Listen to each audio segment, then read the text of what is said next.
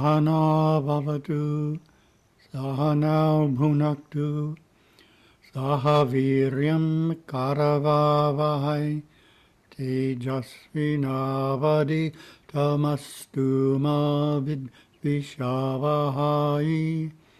Om Shanti, Shanti, Shanti.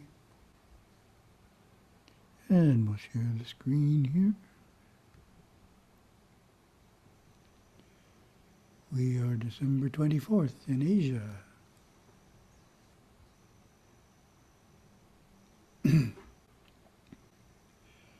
Our first topic. Since we are in the midst of celebrating Pancha Ganapathi, December 21st through December 25th, I thought it appropriate to review the presentation on the 8 great Shaktis of His Majesty Lord Shiva, plus the 5 abysses.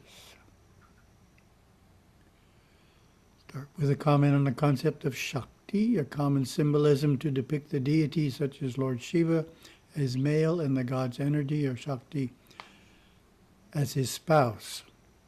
God is everywhere, seen as the beloved divine couple. Philosophically, however, the caution is always made that God and God's energy are one. The metaphor of the inseparable divine couple serves only to illustrate this oneness. An analogy that focuses on the energy aspect of Shakti is to think Shiva is the fire, Shakti is the heat of that fire.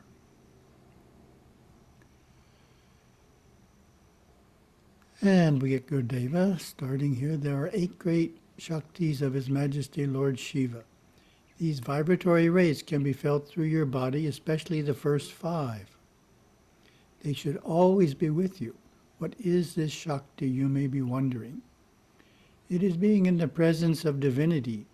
All holy men and women emanate all of these Shaktis, and you can too, some stronger than others. Shakti is divine radiation from the 3rd world through the 2nd world into the 1st. The astral body is in the 2nd world and lives inside the physical body. It is through the astral body that Shakti is felt. Shakti comes from the 3rd world and permeates the astral body in the 2nd world.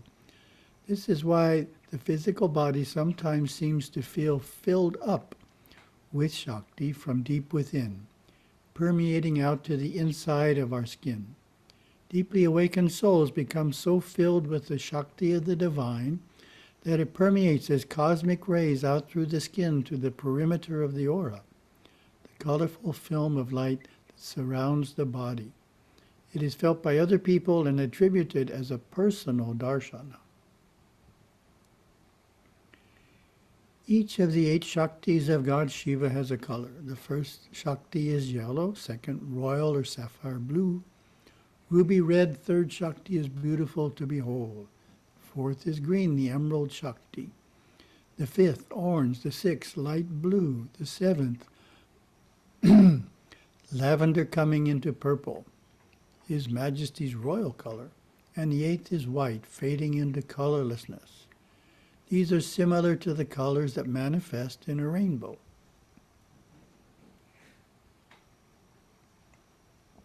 So we're going to make you work today by asking lots of questions. Describe the first Shakti. Try and choose the most important part of the concept, overview concept, summary concept. The first Shakti.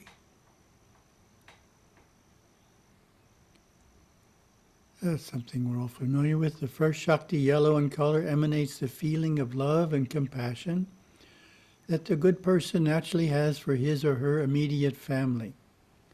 Love and harmony within the nuclear or joint family is most important to all Hindus, and the beautiful feeling when it exists is the first Shakti of the Lord. So immediate family. Basically, those living in the home. That's the first Shakti. So we need that one to be going well for all the others to go well. So that makes it super important. And see if you can describe the second Shakti.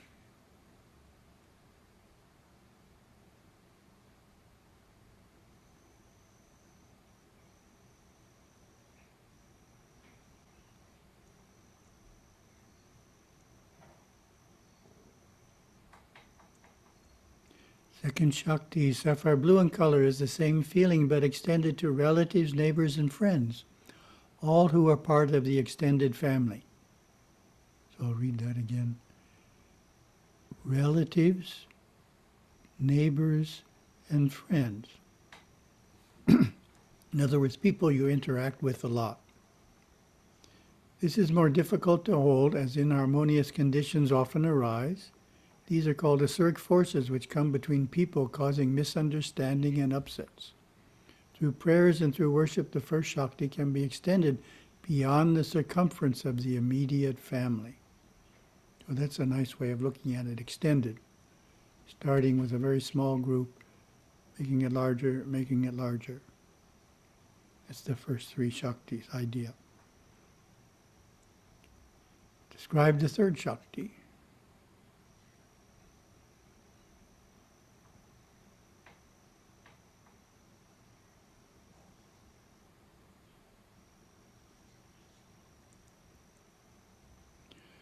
The third Shakti, ruby red in color, is the same love extended to all persons one has dealings with in the external world. Business associates, a casual merchant, and the public at large.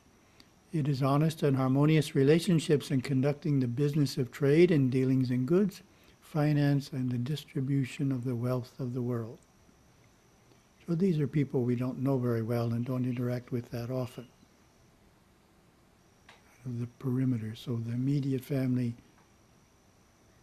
less immediate family, and friends and neighbors, and then everybody else we interact with. It's included in the third Shakti and includes business, meaning money we owe, money we repay, money owed to us, etc. Can upset the third Shakti. So I'm sure you knew those very well. Now we'll get to the ones that you may have forgotten something about. Describe the fourth Shakti.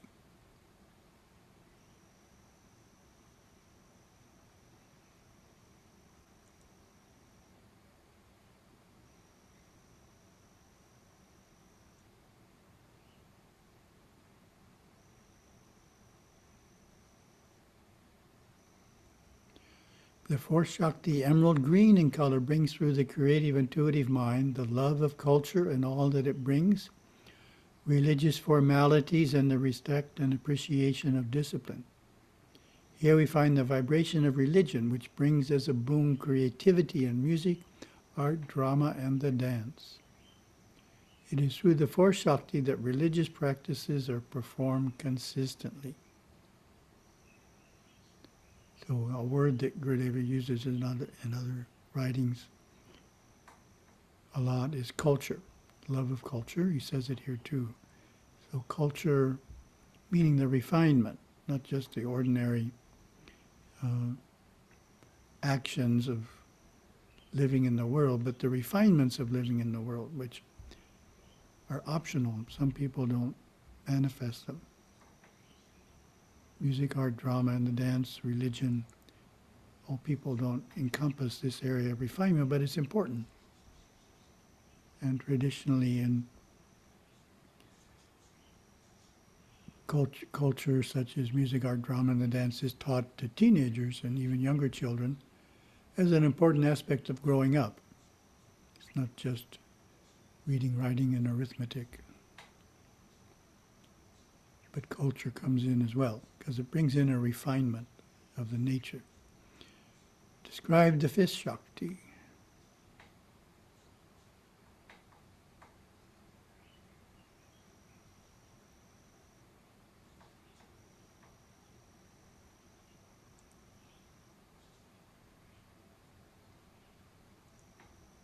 Fifth Shakti, orange in color, extends into the wonderful feelings obtained by the outpouring of love of God Shiva and the gods of Saivism.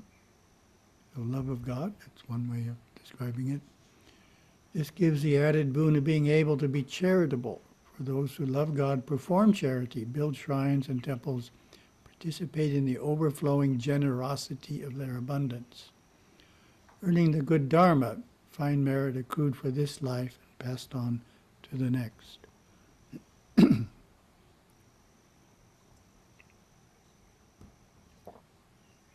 So Gurudev is saying, charity comes out of love of God. The real strong desire to give and build and help in altruistic ways comes from love of God, which leads to love of people.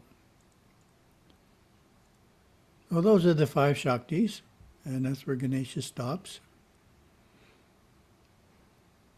And that's what we celebrate in Pancha Ganapathi. But 6, 7, and 8 are also important, and those are the ones you may have forgotten something about, or have never learned it in the first place, because we don't talk about them that often. So, what do you think is the 6th Shakti? How can you describe the 6th Shakti?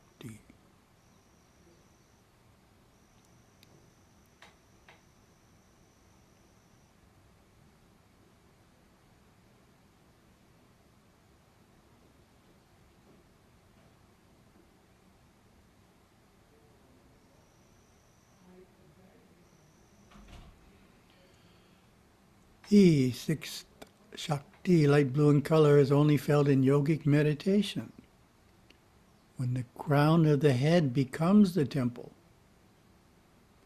So we're practicing yoga, the temple's up here.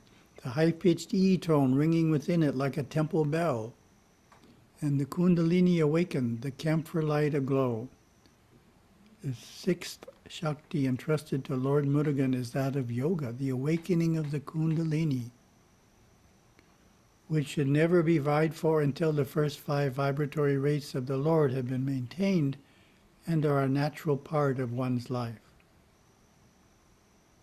So that's an interesting point, which should never be vied for until. Why is that? Well, it's a strong force, and the person's reaction to it can be to fall too low in consciousness. This force is so strong, it kind of destabilizes the person and the reaction, and they go down into anger. So you don't want that. You need a foundation of the first 5 vibratory rates so that the reaction just takes you down a tiny bit. Don't go into any negative states of consciousness. It's an interesting story. We had Shambhugam Shivacharya here conducting the crystal installation ceremony for Urban Temple, and one point, I think it was all the Swamis, he poured the water in the blessed water from a kumbha over the Swami, and he said, for me to do this, the person has to be able to hold the vibration. Same idea. There was a certain power that was going to go into the person, and you didn't want that power to throw them into a negative state of consciousness or throw them off center. Now we start to get very subtle. See who can describe the 7th Shakti. What in the world is that one?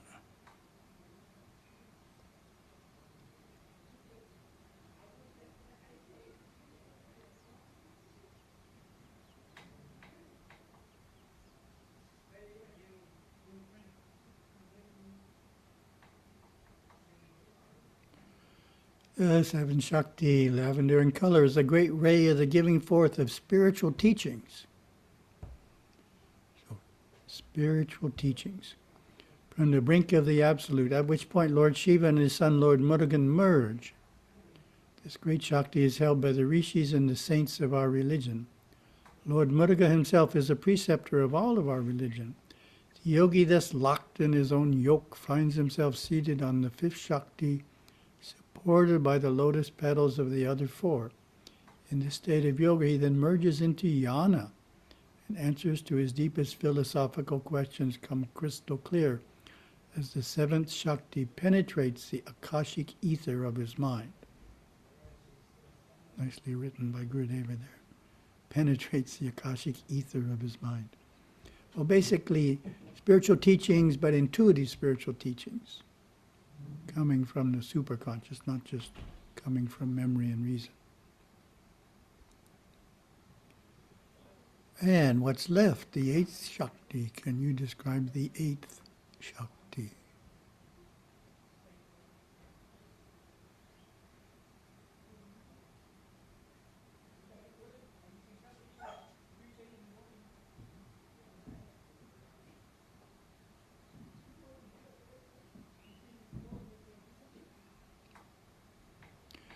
The eighth Shakti, white in color, is the outpouring power felt when mind collects itself, when it comes out of the self, Parashiva, and then forms into manifest knowledge, the seventh Shakti.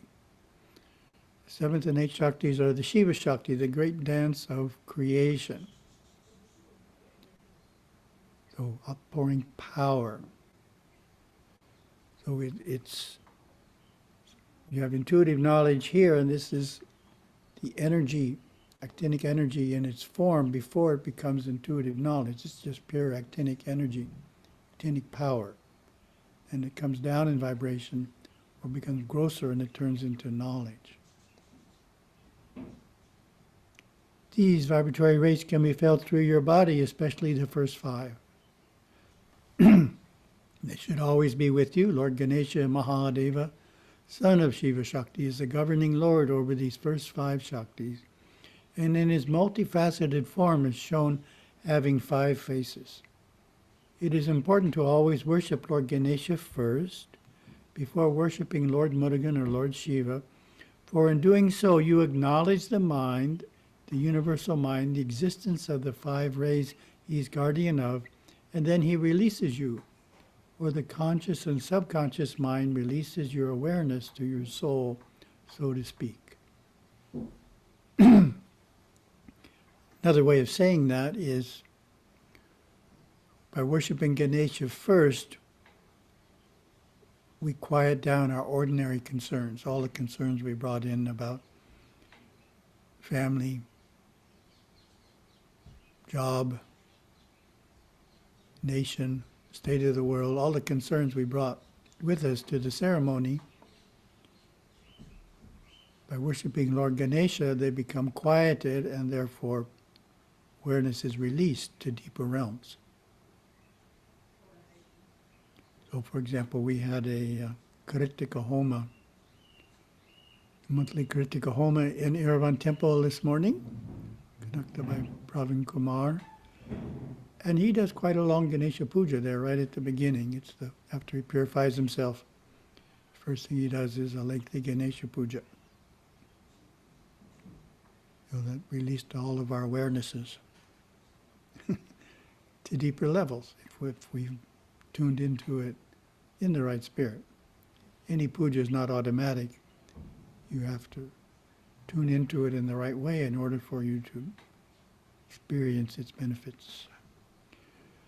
A little more obscure, the 6th and 7th Shaktis. Lord Murugan Mahadeva, son of Shiva, is the Lord of these 2 Shaktis, and in his multi-faced form is shown as having 6 faces.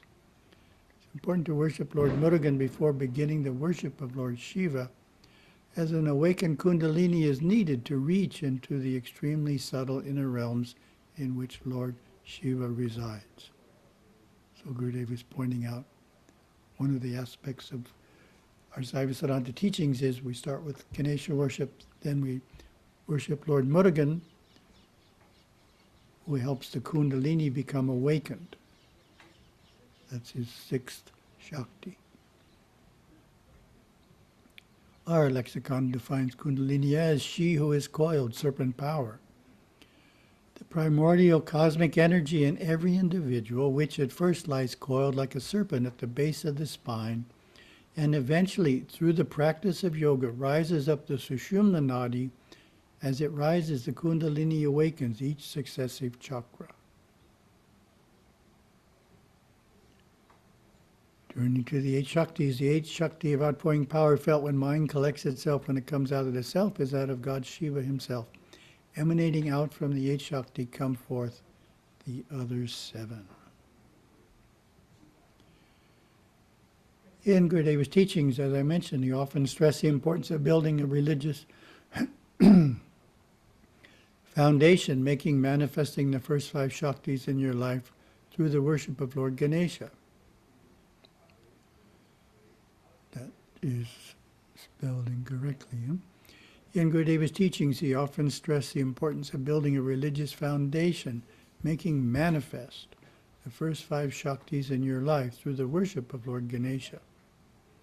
Ganesha worship is the age-old religious pattern performed through eons of time, not uncommon too, but found in each of the 11 religions of the world and multitudes of faiths.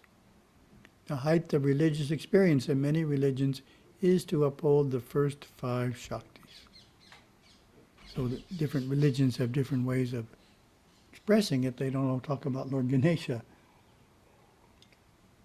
But the states of consciousness we're trying to experience and the states of consciousness trying to avoid are the same. First 5 Shaktis encompass standard religion. As this is basically the extent of religion, for once religion is secured in one's life, yoga, finding the temple within, going into that temple, merging within the sanctum sanctorum with Supreme God Shiva is the next and most natural unfoldment.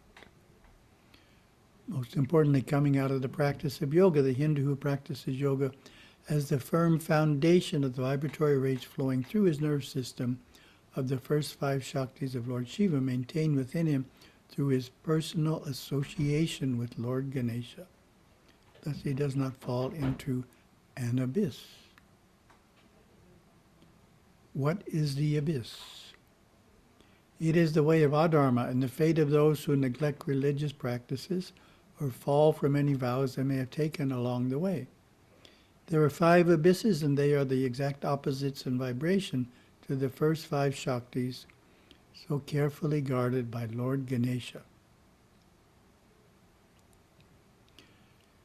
So see how many of you remember the teachings on the abyss.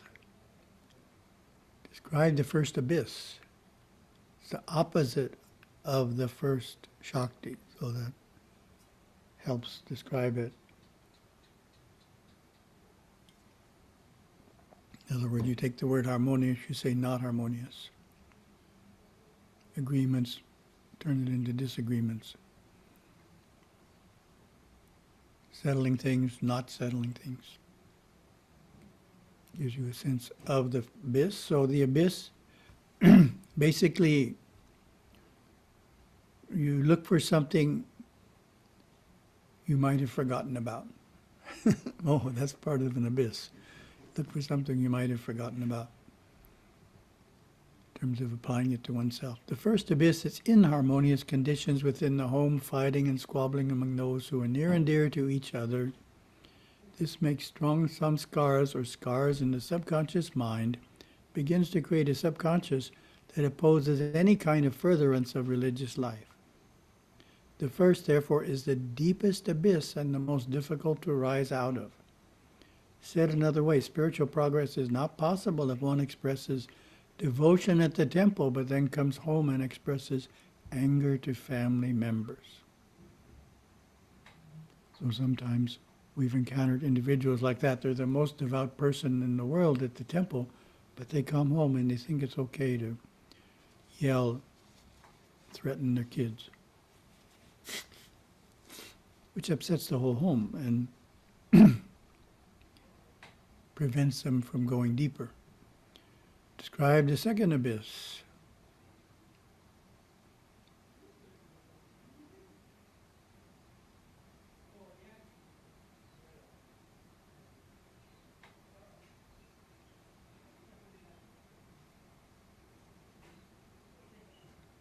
Second abyss is inharmonious conditions and misunderstandings allowed to exist without apology, recompense, or forgiveness between acquaintances, friends, and relatives not living in the immediate home. So giving the key to how to avoid that. Apologizing, recompense, forgiveness. These things need to be resolved.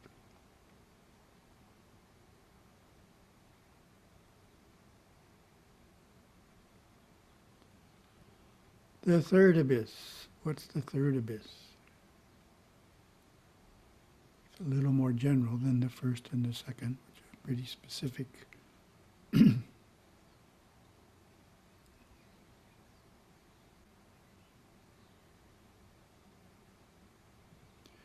Third abyss is that of worry and trouble. The courts of law handle this one. The collection agencies displease customers.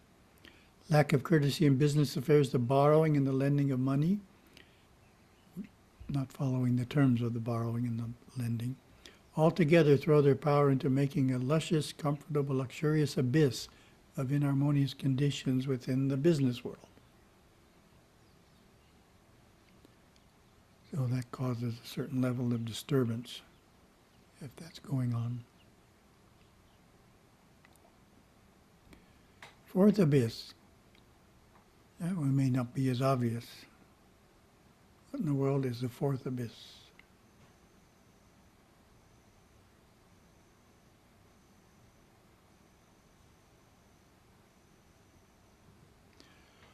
Fourth abyss is a most treacherous one, and even though some may have avoided falling in the first three, they may still find themselves in this one, turning their back on culture, scholarship, serious literature and philosophy, despising music, art, drama, and the dance, ridiculing religious people and their practices, content with the libertine, dull, drab life of material things. So we're basically denying culture and religion as part of our life. So everything can be harmonious, but we're not being a cultured religious person. Fourth abyss. Not seeing the importance of it. And the fifth abyss. What in the world is that?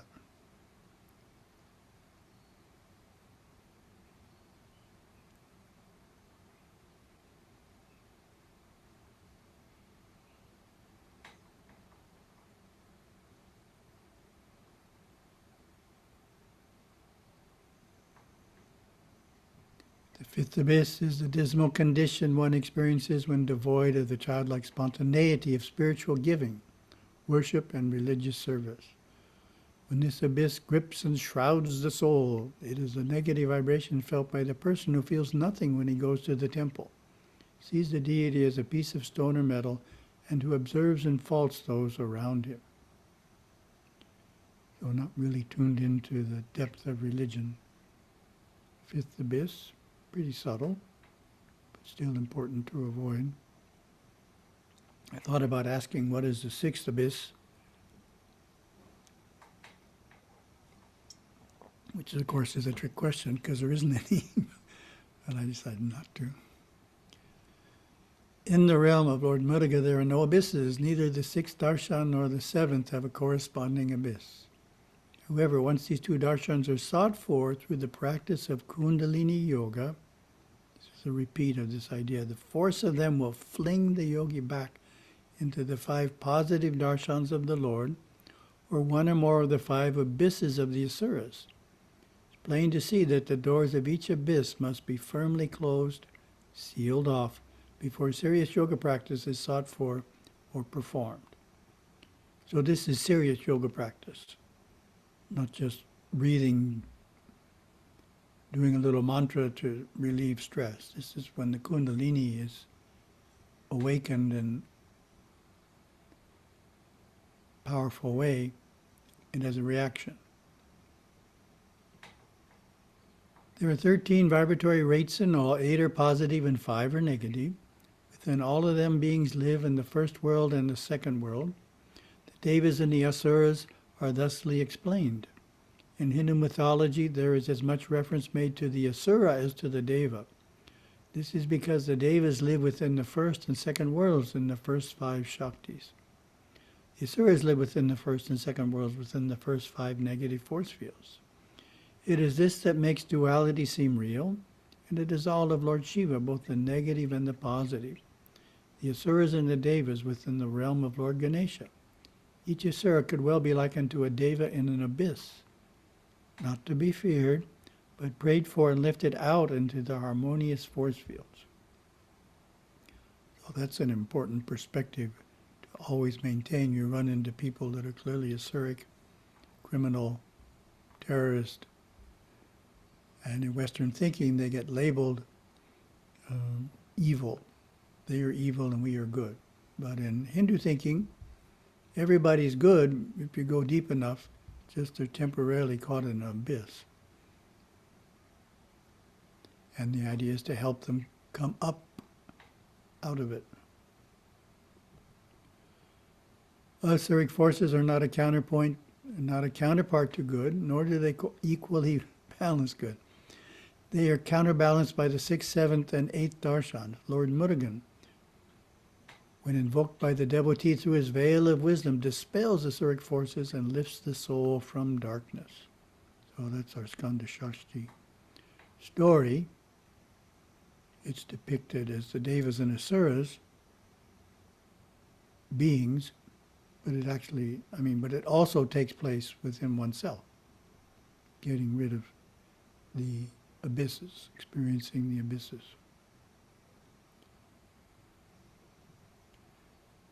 You do not have to be in the physical presence of your mother all of the time to feel her presence. You can't, even if she is miles and miles away, especially if you have a picture of her with you. Concentration on the picture would quiet the conscious mind and open up the subconscious to the actual vibration of one's mother. This is why we have pictures and statues of our deities, so that we can quickly keep tuned into their darshan, or Shakti. Looking at a picture of Lord Ganesha, immediately your nerve system will get the impact of the first 5 Shaktis, most probably all at once.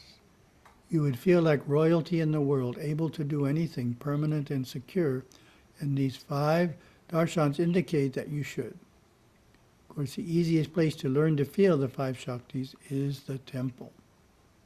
So Gurudeva uses the word darshan and Shakti interchangeably in this context. Looking at a picture of Lord Muruga, the impact of his darshan may not readily be there for you. The purity of this Lord and the realm in which he lives is beyond worldliness. Though when he's invoked, he is empowered to give boons of a worldly nature and clear congested areas much more rapidly than his heavyset brother Ganesha would. Interesting combination of qualities there that Gurudeva was describing. He lives in a world beyond, he lives in a realm beyond worldliness. Though when he's invoked, he's empowered to give boons of a worldly nature. So he can help us with his energy and wisdom when requested, but he's generally, it's like he's stepping down in vibration to do so. His natural realm is a bit higher than that. And of course, when you look at a picture or a statue of the great king of dancers, His Majesty Shivanatharaj, the impact of the intermingled 8 darshans will appeal to your nerve system as bliss itself. All other gods and beings fade before his luster. And then a quote from Gurudeva: seeing God in the unmanifest state, the pure Advaita, as I talked to you about in the Master Course, is the end of the path. After all of the other requirements have been met, that set the ultimate goal in your mind. But now, the arduous achieving of that goal must be continued as we lay the foundations to build a bridge across 5 abysses, a platform at the top of the hill upon which to meditate in preparation to walk the 3rd world Sanmarga, the straight path, and merge into God. So, very nicely summarized there by Gurudeva. And as we know, in monistic theism, in Gurudeva's teachings in Shuddha Saiva Siddhanta. To become a successful monist, to actually experience monism, our oneness with God, Shiva at the level of Satchidananda and Parashiva, we need to first be a great dualist or theist, so that we have crossed the five abysses, we're able to meditate on the hill, and then we actually can experience monism with that as our foundation. Thank you very much. Oh.